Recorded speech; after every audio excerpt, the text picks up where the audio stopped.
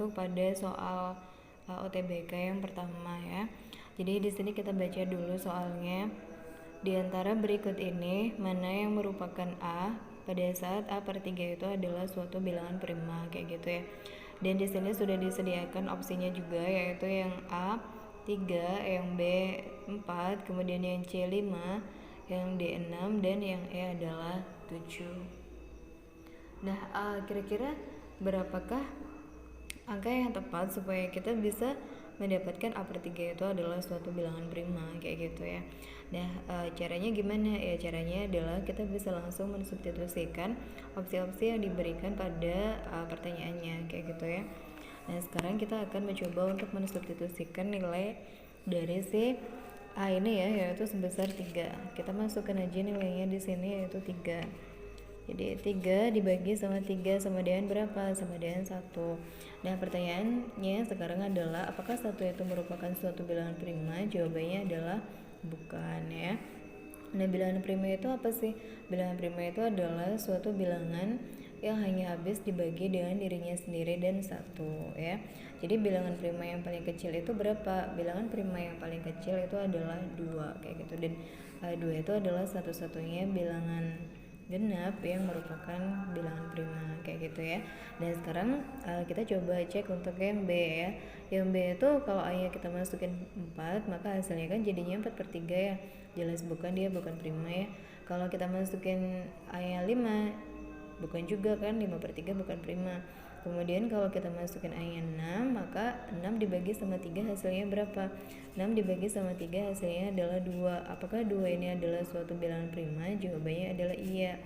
Nah, sehingga jawaban untuk soal yang nomor 1, berapakah nilai A yang dimaksud supaya A per 3 itu merupakan suatu bilangan prima?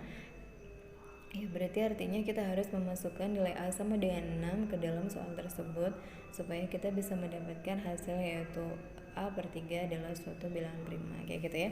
Jadi jawabannya yang tepat adalah yang mana? Jawabannya yang tepat adalah yang D. Oke, baiklah, lanjut kita ke soal yang nomor 2. Soal nomor 2 kita baca dulu.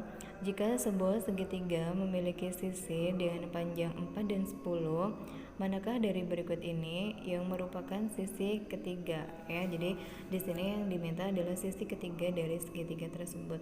Nah, kemudian di sini ada diberikan juga, yaitu yang pertama adalah 6, kemudian yang kedua adalah 12, yang ketiga adalah 14. Ini adalah kemungkinannya ya. Nah, kemudian di sini adalah opsinya, jawabannya yaitu apakah yang benar hanya 1 saja atau 2. Kemudian yang C itu apakah 1 dan 2, yang D itu apakah 1 dan 3, dan yang E itu adalah apakah semuanya 1, 2, dan 3 itu betul, kayak gitu ya. Nah, sekarang kita akan mencoba untuk menyelesaikan soal tersebut gitu ya. Nah, jadi pada saat kita mempunyai suatu segitiga yang mana kedua panjang sisinya itu sudah diketahui, maka untuk mencari panjang sisi yang ketiga kita bisa menggunakan ketidaksamaan seperti ini ya, yang kita sebut sebagai kesamaan segitiga ya. Nah, jadi seandainya panjang sisi segitiganya itu adalah A sama B, maka kita bisa tuliskan hubungannya adalah seperti ini. A minus B itu kurang dari X kurang dari A plus B. Nah, X itu apa? X itu adalah panjang sisi yang ketiga dari segitiga tersebut, kayak gitu ya. Sedangkan A dan B itu adalah panjang dari dua sisi segitiga yang sudah diketahui, dimana di sini dia diketahui 4 dan 10 ya kan. Nah, sekarang kita cari dulu selisihnya. 4 sama 10 itu selisihnya berapa? 6 ya kan. Nah, kayak gini. Kenapa bisa 6? Karena 10 dikurangi dengan 4 itu hasilnya adalah 6. Kemudian lebih kecil dari X, kemudian lebih kecil dari A plus B. A plus B nya di sini siapa? 4 ditambah dengan 10, berarti berapa nilainya? Yaitu 14, seperti ini ya. Sehingga dalam hal ini kurang dari ini ya, gini ya. Nah, sehingga dalam hal ini X itu dia nilainya itu berada di antara 6 sampai 14 gitu ya. Jadi artinya 6-nya itu ikut apa enggak? Tidak ya, karena di situ tidak ada sama dengannya.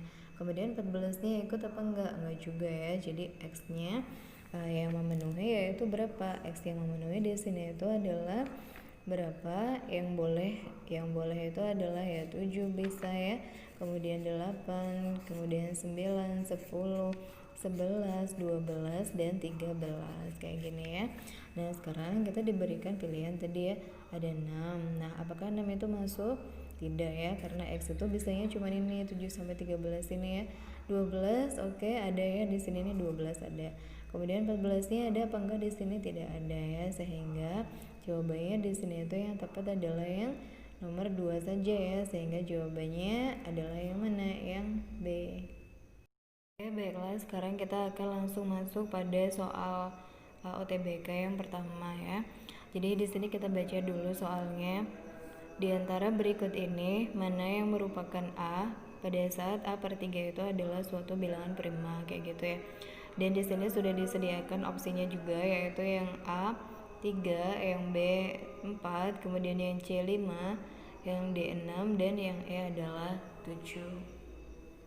Nah, kira-kira berapakah angka yang tepat supaya kita bisa mendapatkan A per 3 itu adalah suatu bilangan prima kayak gitu ya. Nah, caranya gimana? Ya caranya adalah kita bisa langsung mensubstitusikan opsi-opsi yang diberikan pada pertanyaannya kayak gitu ya. Nah, sekarang kita akan mencoba untuk mensubstitusikan nilai dari si A ini ya, yaitu sebesar 3. Kita masukkan aja nilainya di sini yaitu 3. Jadi 3 dibagi sama 3 sama dengan berapa? Sama dengan 1.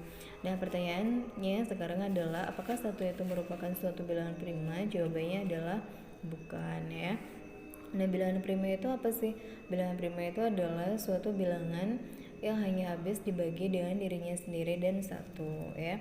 Jadi bilangan prima yang paling kecil itu berapa? Bilangan prima yang paling kecil itu adalah 2 kayak gitu. Dan 2 itu adalah satu-satunya bilangan genap yang merupakan bilangan prima kayak gitu ya.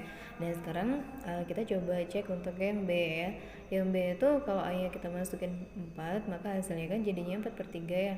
Jelas bukan, dia bukan prima ya. Kalau kita masukin A-nya 5, bukan juga kan, 5 per 3 bukan prima. Kemudian kalau kita masukin A-nya 6, maka 6 dibagi sama 3 hasilnya berapa? 6 dibagi sama 3 hasilnya adalah 2. Apakah 2 ini adalah suatu bilangan prima? Jawabannya adalah iya. Nah, sehingga jawaban untuk soal yang nomor 1, berapakah nilai A yang dimaksud supaya A per 3 itu merupakan suatu bilangan prima? Ya, berarti artinya kita harus memasukkan nilai A sama dengan 6 ke dalam soal tersebut supaya kita bisa mendapatkan hasil yaitu A per 3 adalah suatu bilangan prima kayak gitu ya.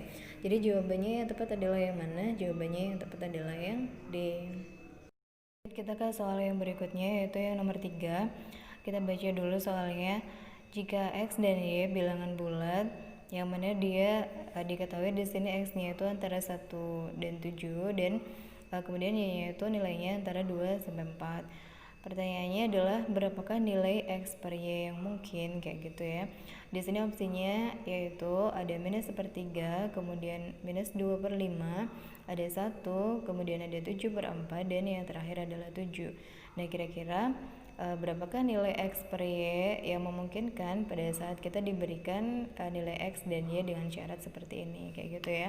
Dimana pastinya kita harus jangan sampai lupa bahwasanya X Y yang diminta di sini itu adalah suatu bilangan bulat gitu ya. Nah sekarang kita lihat langsung dari opsinya aja ya. Jadi kita langsung identifikasi dari opsinya.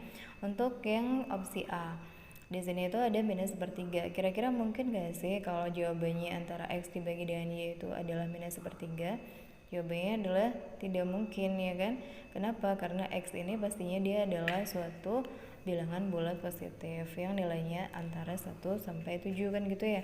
Berarti kalau seandainya kita cari kemungkinan dari X, maka kemungkinannya adalah siapa X itu? Ya berarti X itu kemungkinannya adalah 2, kemudian 3, 4, 5, dan 6 seperti ini kan ya. Jadi 1 sama 7 nya sendiri itu dia tidak ikut ya, karena di sini itu dia tidak ada sama dengannya. Kemudian kalau sudah, sekarang kita akan ambil kemungkinan untuk si Y. Si Y itu kemungkinannya siapa? Cuma 1 aja dia ya. Antara 2 sampai 4 itu yang merupakan bilangan bulat adalah siapa ya? 3 aja gitu ya. Nah, Sehingga dari sini tidak mungkin kita bisa mendapatkan nilai X dibagi dengan Y itu adalah suatu bilangan negatif. Jadi yang A sama B sudah pasti salah gitu ya. Nah kemudian sekarang kita menuju ke yang C. Nah kira-kira bisa nggak antara X dibagi dengan Y itu hasilnya jadi satu? Bisa kan?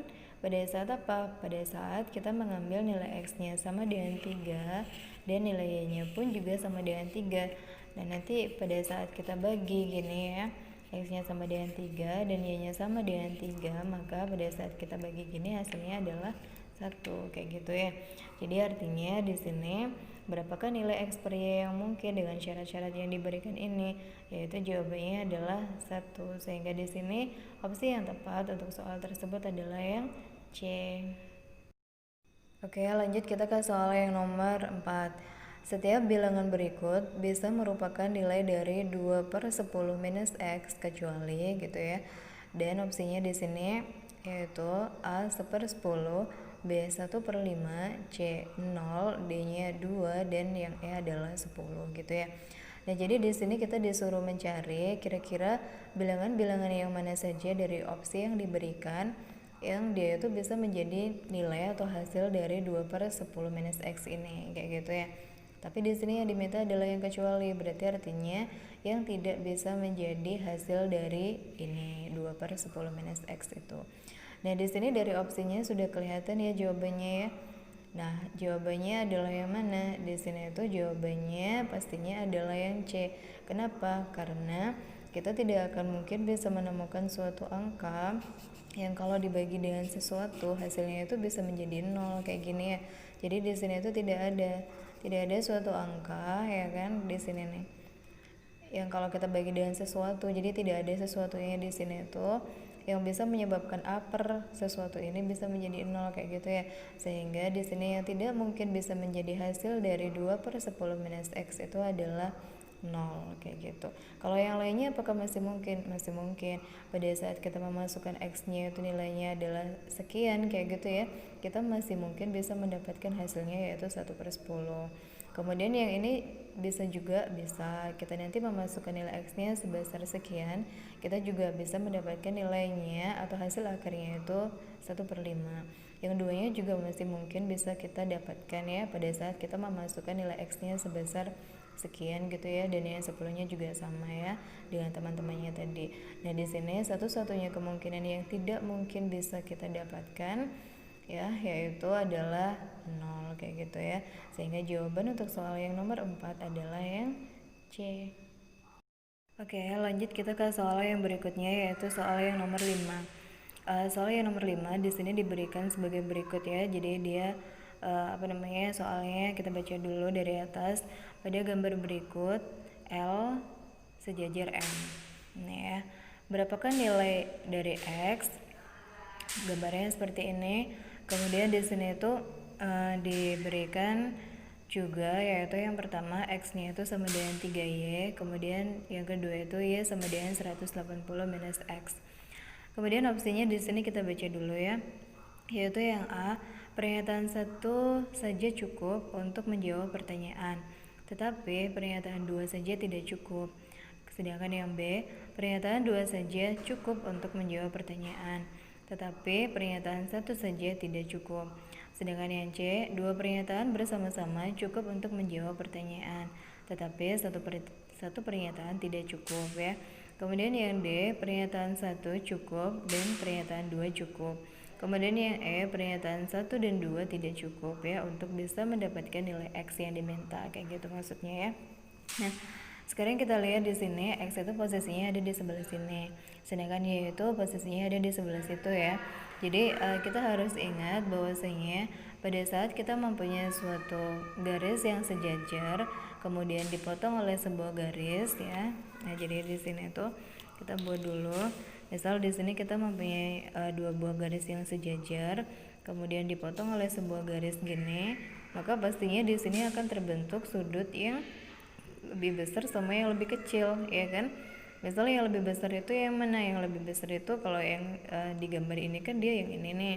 Kemudian yang lebih kecil adalah yang ini. Misalnya ini adalah si si A, yang ini adalah si B kayak gini ya. Nah, A dan B ini kalau di total berapa? A dan B itu kalau di total, totalnya adalah 180 derajat gini ya. Karena mereka saling berpelurus. Jadi di sini nanti nilainya ya juga sama dengan B ya. Karena mereka saling bertolak belakang. Kalau yang di sini siapa? Ya A ya. Jadi dia bertolak belakang juga.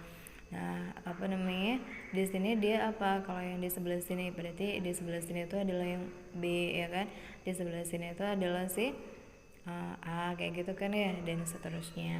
Nah, sehingga sama halnya kayak yang di situ, di sana kan dia diketahui bahwasanya nilainya itu yang di sebelah sini itu adalah Y, berarti di sebelah sini adalah X.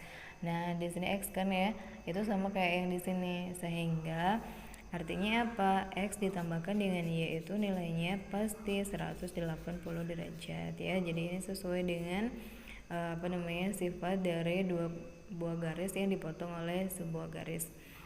Nah, kemudian kita bisa ambil nilai Y-nya sama dengan siapa ya, berarti dia nilainya adalah 180 dikurangkan dengan X ya, karena dia pindah ruas ke sebelah sana.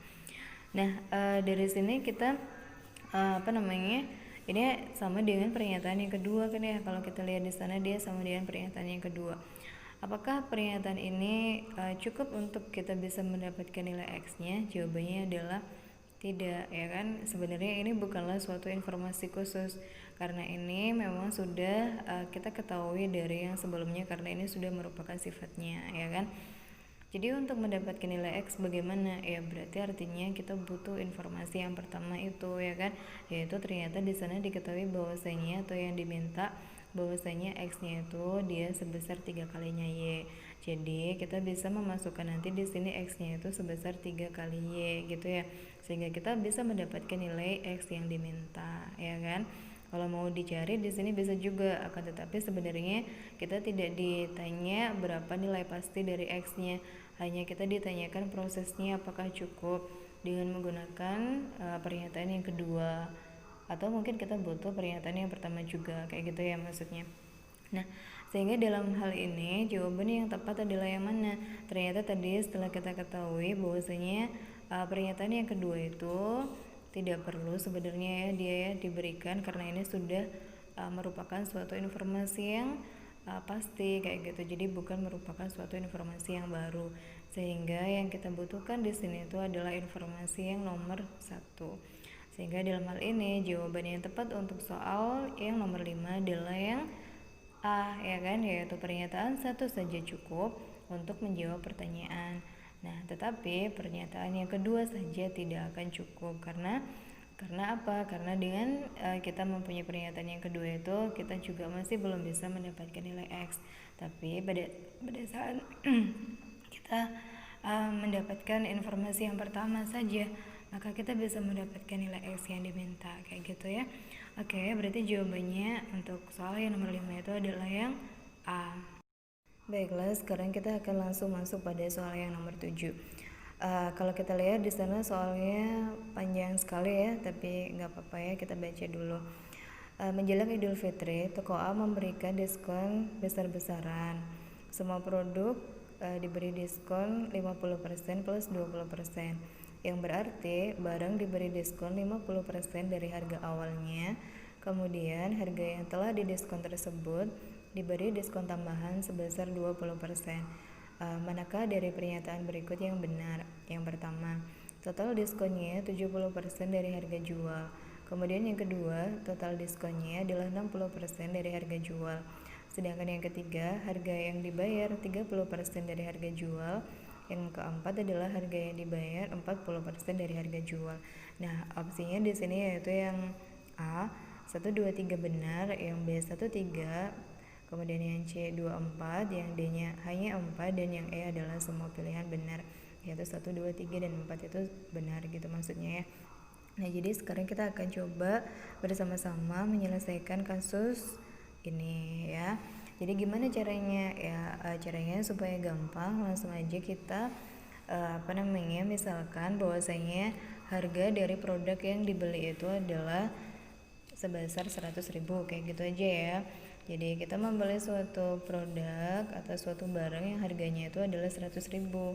Kemudian di sini kita diberikan diskon yaitu 50 plus 20. dimana artinya itu adalah kita dikasih diskon 50 dulu, kemudian setelah itu baru didiskon lagi 20. Berarti yang ini kita diskon aja dulu 50. Jadi kita setelah didiskon 50%, maka bayarnya tinggal berapa nih, kan diambil separuhnya ya, berarti bayarnya tinggal 50.000 gini ya. Nah, dari 50.000 yang harus kita bayar ini, kita mendapatkan diskon tambahan lagi, yaitu sebesar 20%. Kalau udah, kita kesini aja ya arahnya ya. Ini didiskon lagi 20%. 20%-nya dari 50.000 berapa? Kan 10.000 ya. Sehingga di sini yang kita bayar tinggal berapa? Ya berarti yang kita bayar tinggal 40.000. Seperti ini ya. Nah, sehingga kalau kita lihat dari sini, yang tadinya harga awalnya itu adalah 100.000, ternyata di sini kita tinggal bayar 40.000. Berarti artinya kan sama aja kayak kita itu didiskon berapa persen? 60% kayak gitu ya. Jadi arti dari ini semuanya itu ternyata sama kayak pada saat kita didiskon sekali jalan, yaitu berapa persen? 60% gini ya. Nah, sehingga dari sini kita bisa langsung melihat kira-kira pernyataan mana yang betul. Untuk pernyataan yang pertama, total diskonnya adalah 70% dari harga jual. Kan salah ya, karena total diskonnya harusnya berapa? 60%. Jadi yang betul adalah yang nomor 2 nih ya, ini betul.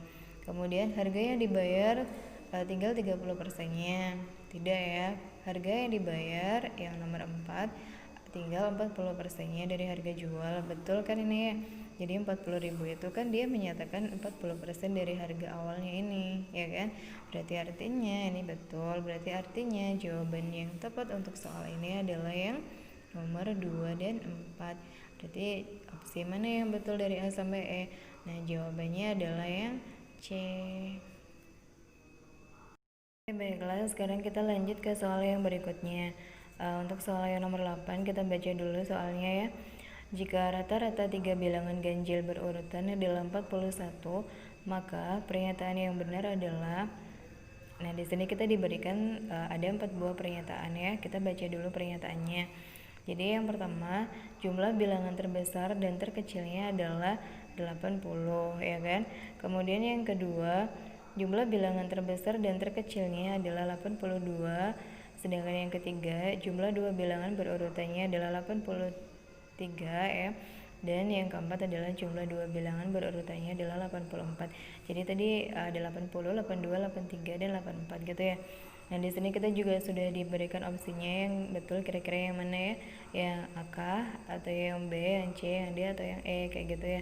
Nah, sekarang kita akan coba bersama-sama untuk menyelesaikan soal ini. Nah, di sana kita mempunyai 3 buah bilangan, di mana bilangannya itu adalah bilangan ganjil dan dia itu berurutan ya. Contohnya kayak gimana? Jadi contohnya adalah misal angkanya itu adalah 1 yang pertama ya. Berarti nanti angka yang kedua berapa? Ya 3. Habis itu angkanya yang ketiga berapa? Ya 5, kayak gitu ya. Jadi itu adalah contoh dari 3 buah bilangan ganjil berurutan. Nah, kalau di sini misal kita misalin ya, yang pertama itu adalah A, kemudian yang kedua itu adalah si B, kemudian yang ketiga itu adalah si C. Nah, di sini diketahui rata-rata ketiga bilangan ganjil ini adalah 41. Nah, jadi kira-kira angkanya ini berapa aja kayak gitu ya. Nah, supaya kita bisa cepat menemukan angkanya, maka hasil dari B-nya ini sudah bisa dipastikan nilainya adalah 41. Jadi sama dengan rata-ratanya di situ ya. Kayak gitu, itu adalah cara cepatnya supaya kita bisa mendapatkan angka-angka yang dimaksud gitu ya. Dan nanti kalau seandainya mau menggunakan cara yang panjang sesuai dengan cara konsepnya bagaimana, nanti bisa kita uraikan di sana ya. Jadi ini kita lanjutin dulu aja ya.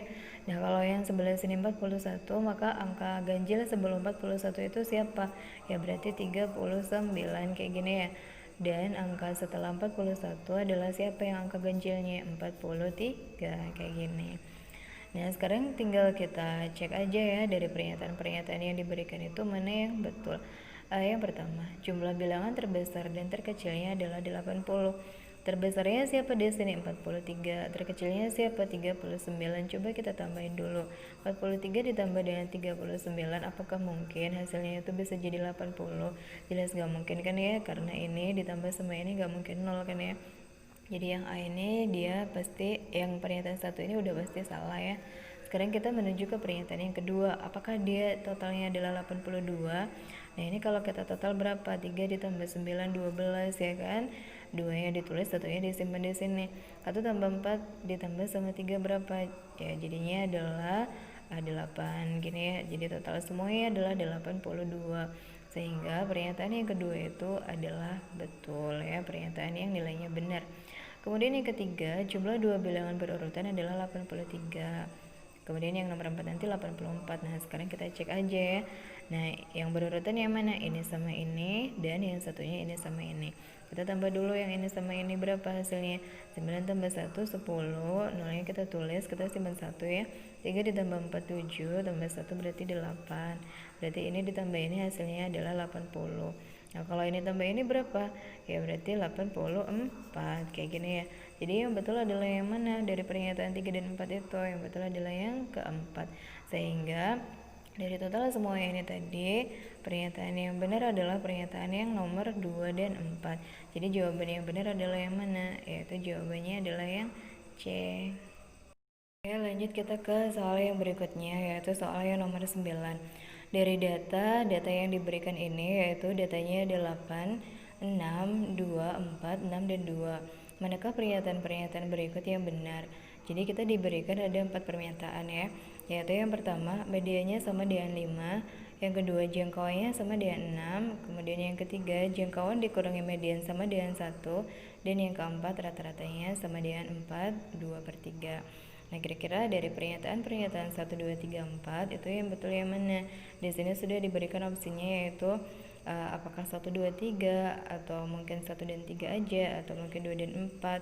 Terus yang D itu hanya 4 aja atau mungkin semuanya benar kayak gitu ya. Nah, sekarang kita akan cek dulu kira-kira pernyataan mana yang betul sesuai dengan data yang diberikan. Nah, di sini kan dia datanya masih belum urut ya. Jadi untuk mencari median, maka langkah pertama yang harus kita lakukan adalah mengurutkan datanya dulu, mulai dari yang paling kecil sampai yang paling besar. Jadi kita urutkan dulu datanya. Yang paling kecil kan 2, kemudian setelah itu ada 2 lagi, kemudian ada siapa? Ada 4, habis itu ada 6, habis itu ada 6 lagi, dan ada 8. Jadi di sini total datanya itu ada berapa? Ada 6 ya. Ini juga ada 6. Nah, kalau sudah, sekarang kita mau cari mediannya. Gimana cari mediannya? Cara nyari mediannya. Nah, median itu apa dulu kayak gitu ya. Median itu adalah nilai tengah dari suatu data pada saat data itu sudah diurutkan. Kalau ini kan sudah urut ya. Nah, kalau sudah urut, kita tinggal nyari nilai tengahnya. Nilai tengahnya itu yang mana? Kalau datanya kayak gini, genap, berarti nilai tengahnya adalah yang sebelah sini nih, kelihatan ya. Nah, jadi gimana cara nyarinya ya? Berarti nyarinya adalah 4 ditambahkan dengan sampingnya sebelah sini 6 dibagi sama 2. 4 ditambahkan dengan 6 adalah 10, kemudian dibagi dengan 2 hasilnya adalah 5. Jadi medianya di sini sama dengan 5, betul? Betul. Kemudian yang kedua adalah jangkauannya sama dengan 6. Apakah betul? Kita cek dulu ya. Jangkauan itu apa sih? Jangkauan itu adalah range. Range itu apa rumusnya? Range itu rumusnya adalah data yang paling besar dikurangkan dengan data yang paling kecil. Di sini data yang paling besar siapa? 8. Kemudian data yang paling kecil adalah siapa? 2 ya, kita masukin dulu. Kita masukin siapa? 8 ya, data yang paling besarnya. Kemudian data yang paling kecilnya adalah 2. Sehingga kalau dikurangi hasilnya adalah berapa? 6. Apakah jangkauannya di sini benar 6? Iya. Nah, kemudian kalau sudah, sekarang kita masuk ke pernyataan yang ketiga. Jangkauan dikurangi median sama dengan 1. Apakah betul? Jangkauannya kan di sini 6 ya. Kemudian mediannya di sini 5. 6 dikurangkan dengan 5 hasilnya sama dengan 1. Betul. Ini betul juga ya. Nah, sekarang tinggal satu lagi yaitu rata-ratanya. Apakah rata-ratanya betul 42/3? Nah, sekarang kita cari dulu rata-ratanya. Rata-rata itu simbolnya adalah X bar, atau yang biasanya kita sebut sebagai min ya.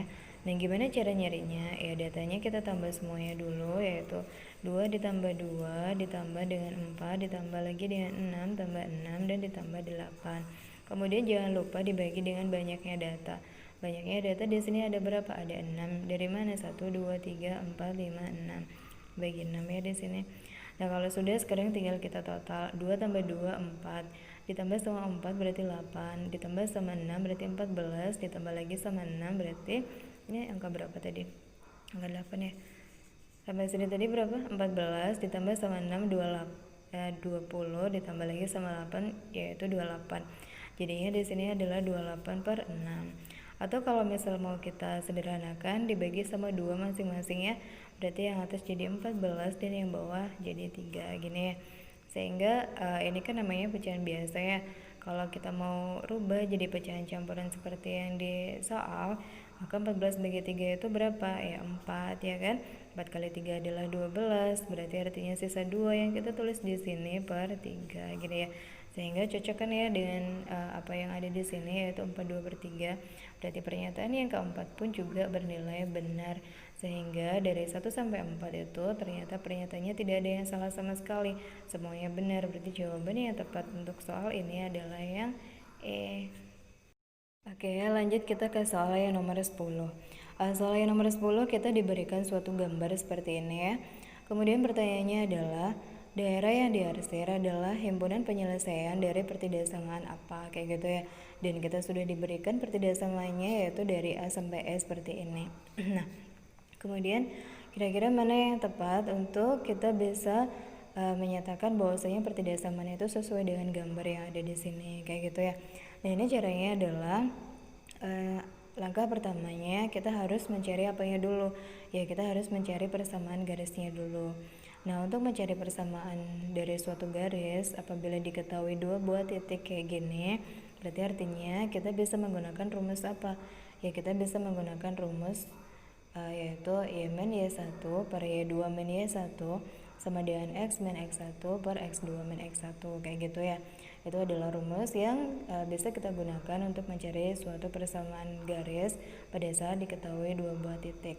Nah, akan tetapi kita bisa menggunakan cara yang lainnya, yang mana cara ini bisa lebih cepat untuk bisa mendapatkan persamaan garis yang diminta, yaitu dengan cara apa? Yaitu dengan cara seperti ini. Nah, ini adalah sumbu apa namanya? Ini adalah sumbu X. Sedangkan yang ini namanya adalah sumbu apa? Ini namanya adalah sumbu Y.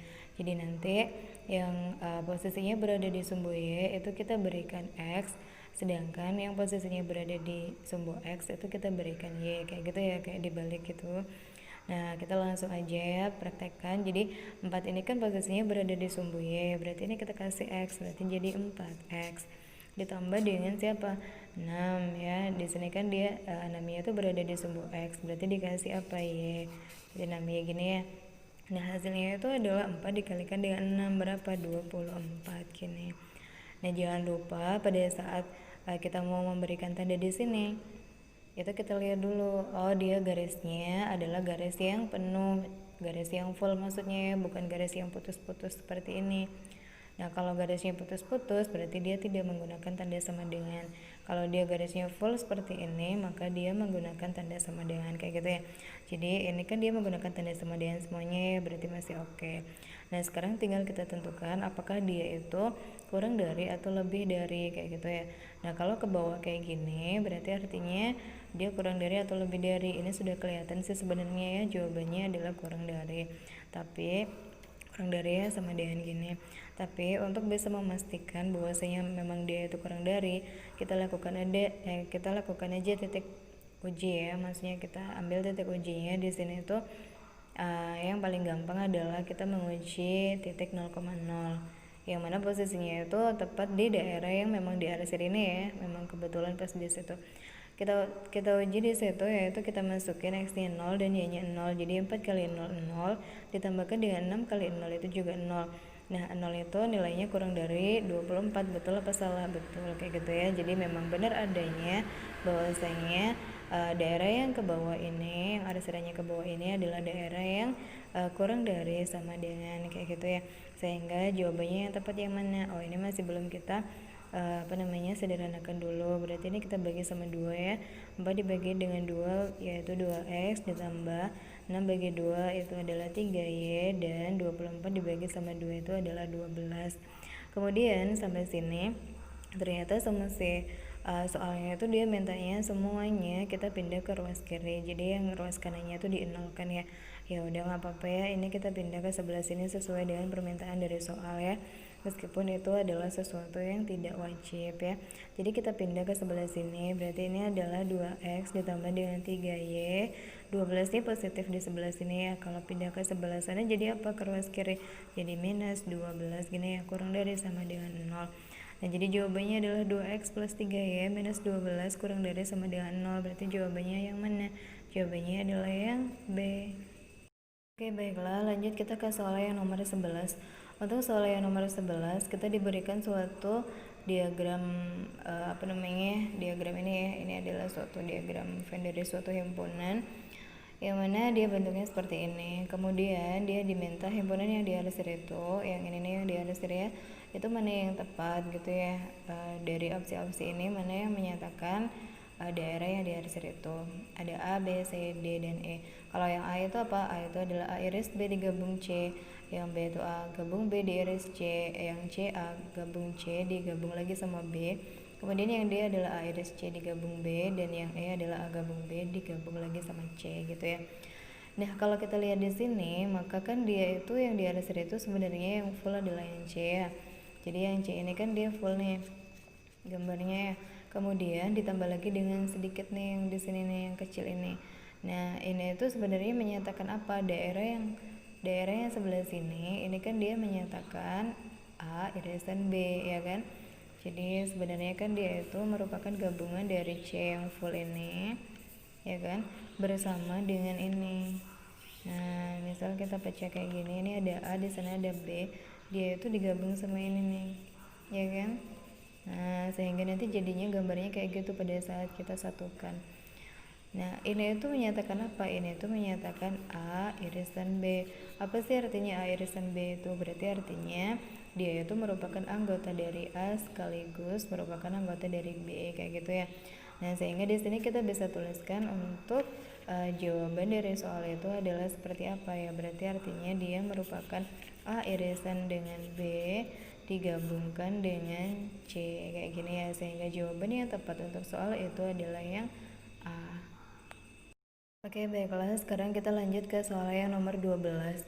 Nah soal yang nomor 12 adalah seperti ini ya, jadi dia hampir sama dengan soal yang sebelumnya. Nah jadi kita diberikan di sini tuh ada A ya kan, ada gambar ini, kemudian ada B juga dan ada C, dan mereka bertiga saling beririsan seperti ini ya. Pertanyaannya adalah himpunan yang diarsir itu adalah seperti apa kayak gitu ya. Maksudnya dia dari pilihan A sampai E itu mana yang menyatakan daerah yang diarsir ini. Daerah yang diarsir adalah yang kecil di tengah ini ya. Nah kalau kita lihat kan di sini itu sebenarnya dia merupakan apa sih? Bagian dari ini ya nggak sih? Jadi pada saat kita mempunyai di sini A, kemudian di sini itu B ya kan, kemudian kita arsir di sini ini. Nah ini kan sebenarnya bagian dari ini tapi tidak semuanya gitu kan ya. Nah ini tuh menyatakan apa? Ini tuh menyatakan A irisan B. Jadi artinya dia merupakan anggota dari A dan sekaligus merupakan anggota dari B kayak gitu ya. Nah kemudian ternyata kalau kita amati dia itu juga merupakan bagian dari siapa? Bagian dari ini nih ya kan, dari ini nih ini. Nah dari ini ya kan. Jadi dia itu juga merupakan bagian dari, misal kita lihat dari sudut pandang B sama C. Kalau diiris gini nih, nah kalau diiris kan dia arahnya ke sana ya kan nih. Nah terus habis itu kalau sudah bagaimana? Kalau sudah ternyata di sini itu yang sebelah sini hilang dan yang sebelah sini hilang ya kan. Artinya apa? Kalau yang ini kan dia merupakan daerah yang ketumbuhan tadi ya. Jadi kalau dibayangkan bisa ya ini ya, dibayangkan gitu. Ternyata ini dan ini itu kalau misal kita gabungin ya kan, dia menjadi daerah yang sebelah sini tadi ya. Dan di sini tuh yang diambil hanyalah yang merupakan anggota dari keduanya ini dan ini, sehingga kita bisa menuliskan bahwasanya apa? Ini itu merupakan irisan dari A iris B diiris lagi dengan B iris C kayak gitu ya. Jadi hasil dari A iris B itu siapa? Yaitu yang sebelah sini. Kemudian kita iriskan kembali dengan B irisan C yang sebelah sini. Jadi mereka akan mempunyai anggota yang sama, yaitu yang posisinya di sebelah sini yang diarsir ini kayak gitu ya. Jadi jawaban yang tepat adalah yang C, yaitu A iris B diiris lagi dengan B iris C kayak gitu ya. Baiklah, sekarang kita lanjut ke soal yang nomor 13. Kita diberikan gambar lagi seperti itu ya. Kemudian kita ditanya daerah yang diarsir itu merupakan daerah yang mana dari opsi yang diberikan ini ya. Untuk opsi yang A adalah A iris B iris C, yang B A dikurangkan dengan B iris C, yang C A dikurangkan dengan B gabung C, sedangkan yang D itu adalah B dikurangi dengan A gabung C, dan yang E itu adalah B dikurangi dengan A iris C kayak gitu ya. Nah, kalau kita lihat di situ kan dia daerahnya ini, daerah yang diarsir ini sebagian besar adalah punyanya si A kayak gitu kan ya. Dan dia memang punyanya si A gitu kan ya. Berarti artinya di sini tuh jawaban yang memungkinkan adalah yang ada A-nya, yaitu yang mana, yang ini nih. Nah, yang daerah sebelah sini. Tapi ini tuh ada sesuatu yang hilang dari A, yaitu apa yang hilang? Yang hilang dari A itu adalah yang daerah sebelah sini, ya kan? Berarti kemungkinannya kan kalau nggak B ya C, yaitu A dikurangkan dengan sesuatu gitu ya. Sesuatu apa ya? Sesuatu yang hilang tadi. Nah, ini itu menyatakan apa? Daerah ini tuh menyatakan apa ini? Ini itu menyatakan kalau di sini kan dia ada ini dan ini ya. Kalau B iris C itu yang sebelah mana? Sebelah sini. Nah, berarti kalau sebelah sini dia artinya yang hilang cuman ini. Berarti yang ini dan ini nggak hilang kan? Kayak gitu ya. Berarti artinya di sini tuh yang tepat adalah yang B gabung C. Jadi kalau B gabung C kan semuanya ini ya. Nah, jadi kalau A dikurangkan dengan B gabung C berarti artinya dari A itu diambil yang merupakan anggota dari B gabung C, yaitu ini kan yang merupakan anggota A dan dia juga merupakan anggota dari B gabung C. Berarti ini dibuang gitu ya. Sehingga jawaban yang tepat untuk soal yang nomor 13 itu adalah yang C, yaitu A dikurangkan atau dibuang. Siapa yang dibuang? Yaitu B digabung dengan C kayak gitu. Oke, baiklah. Sekarang kita lanjut ke soal yang berikutnya. Kita diberikan sebuah gambar seperti ini ya. Kemudian pertanyaannya di sini yaitu jika kedua lingkaran memiliki jari-jari 2 cm, maka luas daerah yang diarsir adalah mana yang diarsir? Yang diarsir itu adalah ini ya. Jadi yang diarsir itu adalah daerah yang berada di dalamnya persegi panjang. Ini kan persegi panjang ya, tapi dia posisinya berada di luar lingkaran ini, kedua lingkaran itu ya. Nah, sekarang kita akan cari dulu, yaitu cari apanya ya. Berarti kita akan mencari luas daerah yang diarsir itu. Nah, luas daerah yang diarsir itu kan sebenarnya adalah luasnya persegi panjang ya kan, dikurangkan dengan 2 kalinya luas lingkaran gini kan ya. Nah, luas persegi panjang itu apa rumusnya? Panjang dikalikan dengan lebar. Nah, panjangnya si persegi panjang ini siapa? Ya dari sini sampai sini. Berarti artinya dia merupakan 2 kalinya diameter lingkaran ini, ya kan? Diameternya kan dari sini sampai sini. Berarti dia 2 kalinya diameter. Nah, di sini yang diketahui adalah jari-jarinya 2 cm. Jari-jari itu dari mana ke mana ya? Berarti dari sini ke sini kayak gitu ya. Ini tuh panjangnya adalah 2 cm. Jadi kalau gitu kita bisa menemukan panjang dari si persegi panjang ini, yaitu berapa? Ya 8 ya kan. Kenapa 8? Karena ini ke sini 2, kemudian ditambah 2 4, ditambah 2 lagi 6, dan ditambah 2 lagi jadi 8. Berarti artinya kita tulis dulu rumusnya ya, panjang kali lebar. Berarti panjangnya kan 8 ya. Kemudian lebarnya berapa? Lebarnya itu dari sini ke sini. Lebarnya itu ya berarti berapa? 4 ya, karena dari sini ke sini 2, kemudian dari sini ke sini itu 2 juga ya, berarti 4. Udah gini ya. Nah, hasilnya jadi berapa luasnya persegi panjang itu? Kalau langsung kita total ke bawah berarti hasilnya adalah 32 gini ya. Nah, jangan lupa kita kurangi dengan 2 kalinya luas lingkaran. Luas lingkaran itu apa rumusnya? Pi R kuadrat gini ya. Dan sekarang kita tinggal masukin aja ya, yaitu 2 kali pi. Pi-nya di sini dia tidak minta diganti, jadi masih tetap berupa pi. R-nya berapa? R-nya itu adalah jari-jarinya, yaitu 2. Berarti kalau dimasukin ke sini jadi 2 pangkat 2 berapa? 4. Nah, sehingga di sini tinggal kita total aja ya, 2 dikalikan dengan 4 itu adalah 8 pi. Nah, ini sudah ya. Apakah masih bisa dikurangi? Jawabannya adalah tidak. Kenapa? Karena yang sebelah sini punya P dan yang sebelah sini tidak punya P, sehingga dia tidak bisa dikurangi.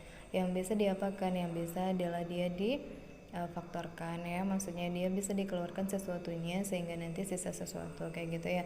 Nah seperti yang ada di opsi ini ya, kita tinggal cek sebenarnya yang mana kira-kira jawaban dari A sampai itu yang betul kayak gitu ya. Kalau kita cek untuk yang A ini kan dia 4 kali 8 32 dikurangkan dengan 4pi. Kalau berarti bukan kan ya. Kalau yang B kan 8 kali 4 32 dikurangi dengan 8 kali Pi itu adalah 8pi kan pasti ya kayak gitu. Atau ini kalau misalnya mau kita tulis dengan bentuk sama seperti yang di opsi, maka kita keluarkan 8-nya. Karena masing-masing kan kelipatan 8 ya. Nah, ini kalau dikeluarkan 8-nya berarti ya 32 dibagi dengan 8 berapa? 4. Dikurangkan dengan 8 bagi 8 berapa? 1. Sehingga sisanya tinggal Pi aja ya. Berarti kayak gini, sehingga jawabannya sama persis dengan yang ada di opsinya ini ya. Sehingga jawaban untuk soal yang nomor 14 itu adalah yang B. Oke, baiklah, sekarang kita lanjut ke soal yang nomor 15. Diketahui akar ya panjang sekali kayak gini ya, 5 per A dikalikan dengan 6 per 5 dikali 7 per 6 dikali 8 per 7 dikali dan seterusnya sampai pada akhirnya nanti dikali dengan B per C sama dengan 2. Pertanyaannya adalah maka nilai dari B plus AC sama dengan siapa? Opsinya di sini ada 30, 36, 42, 76 dan 81. Nah, sekarang kita akan coba mencari berapa nilai dari A, B dan C-nya. Nah, pada saat A, B, C-nya ketemu, maka kita tinggal memasukkan nilainya ke sini ya. Nah, sekarang kita tulis dulu. Jadi, yang itu kan 5 ya per A dikalikan dengan, kalau kita amati kan ini 6, di sini 5, di sini 7, di sini 6, di sini 8, di sini 7 kayak gitu ya. Berarti artinya selisih dari yang atas sama yang bawah itu adalah berapa? 1. Yang atas dia lebih besar daripada yang bawah gitu kan ya. Berarti dari sini ini dikalikan dengan bla bla bla bla langsung ya ini ya. B per C gini sama dengan 2 langsung gini ya. Nah, berarti artinya di sini kita sudah bisa mendapatkan nilai A-nya. Berapa A-nya? A-nya ya pastinya adalah 4. Kenapa? Karena kalau yang di sini 6, di sini 5, di sini 7, di sini 6, selisihnya 1 ya. Berarti kalau yang di sini 5, maka di sini haruslah berapa nilainya? 4. Oke. Nah, kemudian selanjutnya yang ini. Nah, kalau yang yang di atas itu B, ya kan nih. Berarti yang di bawahnya sini adalah siapa? Yang di bawahnya situ adalah B-1 pastinya ya. Yang di bawah sini nih kan dia nilainya B-1. Nah, ini nanti pastinya dia akan sama kan ya, ini sama semuanya, jadi ini bisa dicoret gini, dicoret semuanya gini sampai pada akhirnya nanti ke bawah sini. Nah, ya kan ini dicoret juga sehingga sisanya tinggal B dan A. Nah, ini bisa langsung kita tulis di sini akar dari B per A sama dengan 2 ya, setelah kita lakukan pencoretan semuanya. Nah, sedangkan A-nya sendiri kita sudah mendapatkan hasilnya yaitu 4, jadinya akar B per 4 sama dengan 2. Nah, supaya akarnya hilang maka kan harus kita kuadratkan ya. Jadi kalau yang sebelah kiri dikuadratkan kan dia akarnya hilang. Nah, berarti sebelah kanan juga harus dikuadratkan ya. Jadi dia harus kita lakukan tindakan yang sama seperti yang dilakukan pada ruas kiri. 2 dikuadratkan berapa? 4. Sehingga hasilnya adalah B sama dengan 4 dikali dengan 4 adalah 16. Nah, jadi B-nya ketemu, nilainya adalah 16.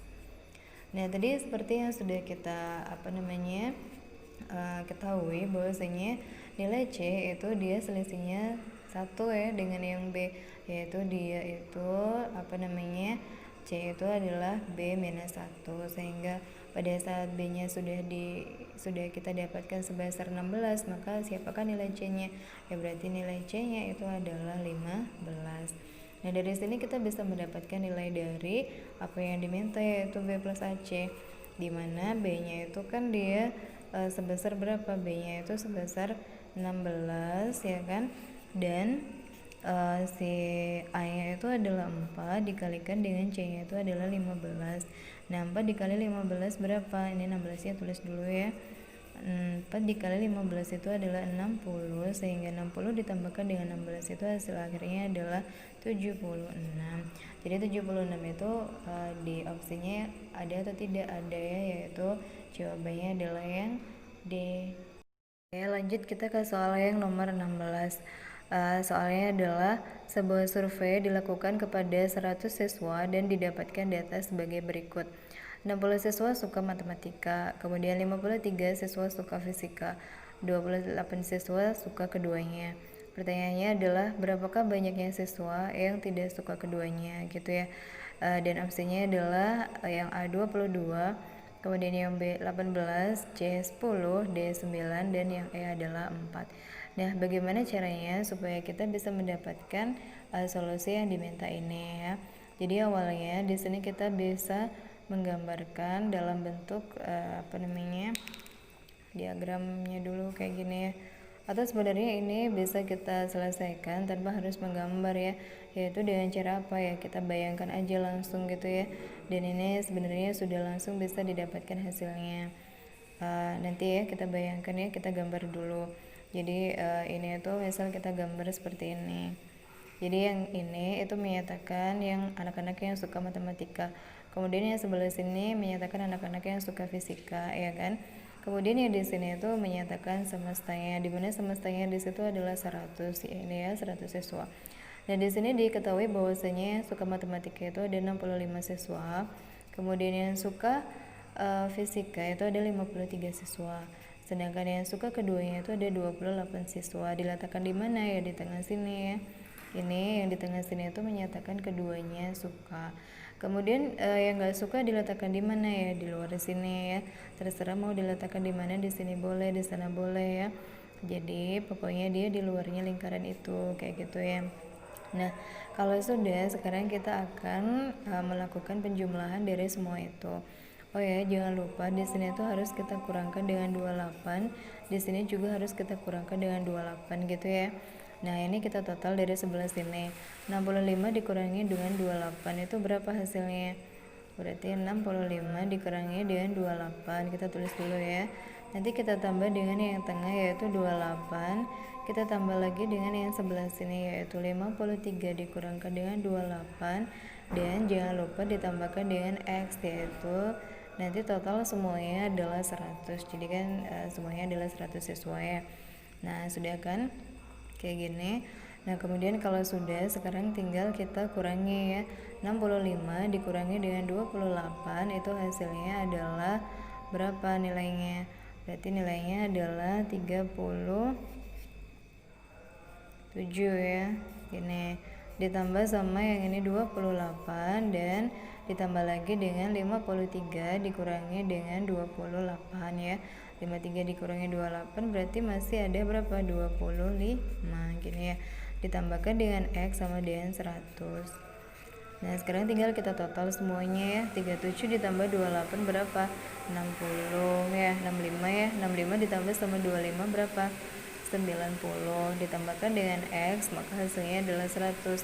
Jadi dari sini kita bisa dapatkan nilai X nya itu adalah 100 dikurangi dengan 90 yaitu berapa? 10. Jadi banyak siswa yang tidak suka keduanya. Maksudnya adalah yang tidak suka matematika dan fisika itu ada 10 anak kayak gitu ya. Jadi jawaban yang tepat untuk soal ini adalah yang mana? Yaitu yang C. Baiklah, lanjut kita ke soal yang berikutnya. Soalnya adalah sebuah kaleng berisi penuh, beratnya 80 gram. Ketika kaleng tersebut hanya terisi setengahnya, maka beratnya adalah 42 gram. Jika kaleng yang telah kosong dijual ke pemulung seharga Rp500, pertanyaannya, maka berapakah harga jual kaleng tersebut semuanya? Kayak gitu ya. Nah, jadi di sini ini kan dia soalnya adalah soal cerita ya. Sebelumnya kita akan buat dulu model matematikanya seperti apa gitu ya. Nah, di sini itu diketahui bahwasanya sebuah kaleng berisi penuh, beratnya 80 gram. Jadi di sini misalnya ini ada kaleng ya kan. Kemudian di sini itu ada isinya. Isinya penuh ya. Berarti artinya kalengnya itu kita misalkan K ya, seandainya gitu ditambahkan dengan isinya itu anggaplah si X gitu ya. Maka totalnya itu adalah 80 gram gini ya. Jangan lupa ya di sini tuh kita berikan dulu permisalannya. Kalengnya itu adalah K dan isinya itu adalah si X gini. Nah, kemudian pada saat si isinya itu ternyata tinggal setengahnya, maka beratnya itu jadi 42 ya, tinggal 42 aja. Jadi K-nya kan masih harus ada kalengnya meskipun isinya cuma setengah ya. Ditambahkan dengan setengahnya dari isinya itu sama dengan 42. Kemudian dari sini kita bisa apakan? Kita bisa lakukan eliminasi ya, yaitu dengan menghilangkan si K-nya. Nah, K-nya di sini tuh bisa langsung kita hilangkan ya dengan cara dikurangi sehingga si X-nya itu tinggal berapa? Di sini kalau nggak ada angkanya berarti artinya angkanya adalah 1. Berarti 1 dikurangkan dengan setengah berarti tinggal setengah X gini ya. Sama dengan berapa? 80 dikurangi dengan 42. Ya, hasilnya adalah berapa? 38. Sehingga dari sini kita bisa dapatkan bahwasanya X-nya itu nilainya adalah berapa? X-nya itu nilainya adalah 38 dikalikan dengan 2 yang hasilnya adalah 76. Nah, pada saat di sini kita ketahui bahwa nilai X-nya atau isinya itu adalah 76, maka kalengnya berapa? Ya, berarti kalengnya adalah 80 dikurangkan dengan 76. Sehingga hasilnya adalah berapa? 4 gini ya. Nah, dari sini kita bisa ketahui bahwasanya ternyata kalengnya itu dia beratnya adalah 4 gram. Ya, pada saat kita menjualnya ke pemulung dengan harga 500 per gramnya, maka berapakah harga kaleng dari 4 gram ini? Maksudnya dari kalengnya ini tadi kan dia beratnya adalah 4 gram ya. Ya, berarti artinya harga dari kaleng itu adalah 4 dikalikan dengan 500 ya harganya per gramnya. Nah, jadi 4 dikalikan dengan 500 itu berapa ya? Berarti 2000 gini. Sehingga dari sini kita bisa dapatkan berapakah harga jual dari kaleng tersebut, yaitu 2000. Sehingga jawabannya adalah yang E. Oke, baiklah. Lanjut kita ke soal yang nomor 19. Perhatikan gambar dua persegi di bawah ini. Jadi ini di sini kita diberikan suatu persegi. Ini adalah persegi yang besar, sedangkan yang di dalam sini itu ada persegi yang kecil. Ini persegi ya. Jadi meskipun gambarnya tidak tampak seperti persegi, anggaplah ini persegi gitu ya. Dan jika keliling persegi kecil 32 cm yang kecil ini, dan luas daerah yang diarsir adalah 225 cm persegi, maka pertanyaannya adalah keliling persegi yang besar adalah berapa gitu ya, berapa senti. Nah, caranya adalah seperti apa? Ya, berarti artinya kita akan melakukan pengolahan untuk yang persegi kecil dulu ya. Di sana diketahui keliling untuk yang persegi kecil itu adalah 32. Nah, seperti yang sudah kita ketahui bersama bahwasanya keliling dari suatu persegi itu rumusnya adalah apa? 4 kali sisi. Jadi ini 4 kali sisi sama dengan 32. Sehingga sisinya diketahui berapa? 32 dibagi dengan 4 ya, karena dia pindah ruas kan, pindah ruas ke sana. Jadinya berapa nih? 32 bagi 4 adalah 8 gini ya. Sehingga dari sini kita bisa dapatkan sisi dari persegi yang kecil itu adalah 8. Ini kita kasih K gini ya.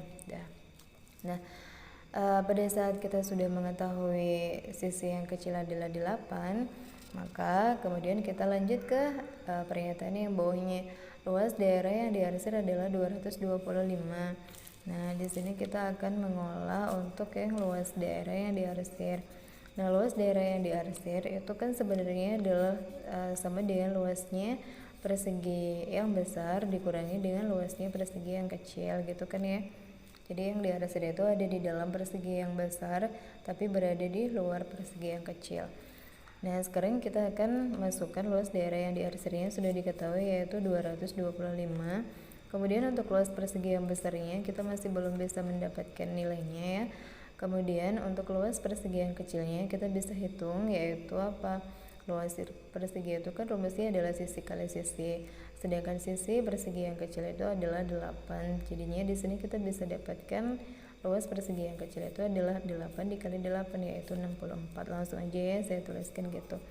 Sehingga dari sini kita bisa dapat luas persegi yang besar adalah 225 ditambah dengan 64 ya. Ditambahkan 64 karena dia pindah ruas ke sebelah sana ya. Jadinya luas persegi yang besar berapa? 225 ditambah dengan 64 itu adalah 289 kayak gini ya. Nah, sekarang kita akan fokus pada apa yang diminta. Yang diminta adalah tentukan keliling persegi yang besar. Nah, sebelum kita mencari kelilingnya, maka kan kita harus tahu sisinya ya, panjang sisinya. Nah, sekarang kita akan cari panjang sisi yang besar. Kalau luasnya 289, maka sisinya berapa? Sisinya ya pastinya adalah akar dari 289 gitu ya. Sisi yang besar itu adalah akar dari 289 yang nilainya adalah berapa? 17. Nah, kalau kita sudah tahu berapa panjang sisi dari persegi yang besar, maka kita tinggal mencari keliling dari persegi yang besar. Berapa itu? Ya berarti 4 kali 17, dan hasilnya adalah berapa? 4 kali 17 itu 4 kali 10 40, dan 4 kali 7 adalah 28, sehingga hasilnya adalah 40 ditambah sama 28, dan hasilnya adalah berapa? 68. Kayak gini ya. Sekarang kita cek di sana jawabannya. Yang 68 ada, yaitu yang B. Oke, baiklah, sekarang kita sudah sampai pada soal yang nomor 20. Untuk soal yang nomor 20, dalam 100 ml larutan mengandung 60% ZA. Sebanyak X mili air ditambahkan ke dalam larutan yang mengandung 40% ZA. Manakah hubungan yang benar antara kuantitas P dan Q berikut berdasarkan informasi yang diberikan? Jadi di sini diberikan informasi bahwasanya P itu merupakan nilai dari X dan Q itu adalah 50 mili gitu nilainya ya. Nah, nanti untuk opsi yang benar adalah yang mana? Apakah yang A, yaitu P itu lebih besar dari Q, ataukah mungkin Q-nya lebih besar dari P, atau mungkin P-nya sama dengan Q, atau malah informasi yang diberikan tidak cukup untuk kita bisa memutuskan memilih dari ketiga opsi ini gitu ya. Nah, sekarang kita akan masuk pada pemodelannya dulu ya. Di sini kita diberikan suatu larutan. Misal gini kita gambar ya. Nah, ini ada larutan yang isinya itu 100 ml.